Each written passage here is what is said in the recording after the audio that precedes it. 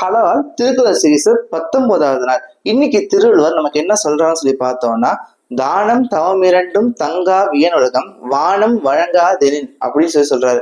இதுக்கு பொருள் என்ன, மீனிங் என்ன சொல்லி பார்த்தோம்னா, தானம் தவம் இரண்டும் அப்படின்னு சொல்றாரு. அதாவது தானம் சொல்லக்கூடியது மற்ற பிறருக்கு உதவுதல், அதுக்கடுத்து தவம். தவம்னா தனித்தனி ஒழுங்குபடுத்திக்கிறது, இல்லைன்னா ஒழுக்கமான வாழ்க்கையை வாழ்றது, இது தவம்னு எடுத்துக்கிறாங்க.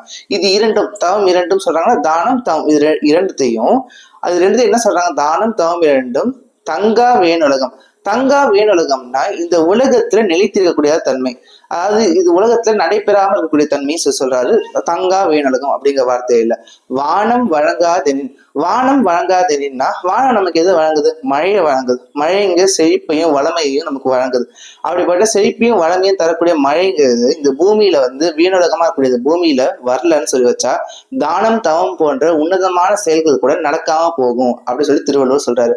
ஒன்லைன்ல பார்த்தோம்னா, தானம் தவம் போன்ற உன்னதமான செயல்கள்னா மழை பெய்யாது இருக்கக்கூடிய காலகட்டம் நிலைச்சு நடைபெறாது அப்படின்னு திருவள்ளுவர் நமக்கு சொல்றாரு. இன்னைக்கு நம்ம இந்த திருக்குறளை பார்த்துக்கோம். மீண்டும் நாளைக்கு 20வது திருக்குறளை சந்திக்கிறேன். நன்றி.